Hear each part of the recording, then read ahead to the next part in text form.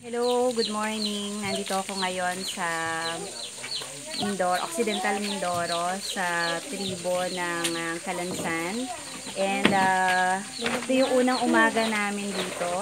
At eto kasama ko ngayon na nag-uumpisa ng mag-build up yung mga bata. At dito sila sa tabi ko. Mag-hello kayo. Hi! Hello po. Hello po. Ayan.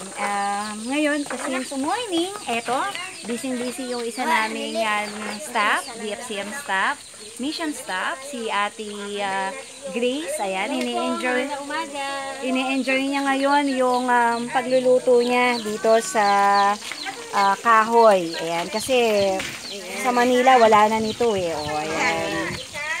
And of course, ngayon, since morning, it's our routine na ginagather talaga namin yung mga bata dito sa tribo. And one of our routine is to have exercise. Kasama namin si Ate Jeng. Ayan. Kumakanta sila ngayon. Ayan. Ayan. Ay umaawit sa pagpuri. Ayan. And dito pasok tayo sa loob. Ito yung tribo. Ayan. Nandito kami ngayon sa tribo. Dun sa lugar kung saan kami tumitigil habang nandito kami sa tribo ng Kalansan.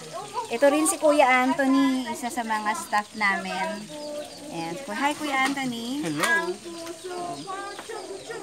Kaya, hello Kuya. Hi. Yan, anong pangalan mo? Ha? Edin. Ayan. Tapos sa kasalukuyan si Pastor.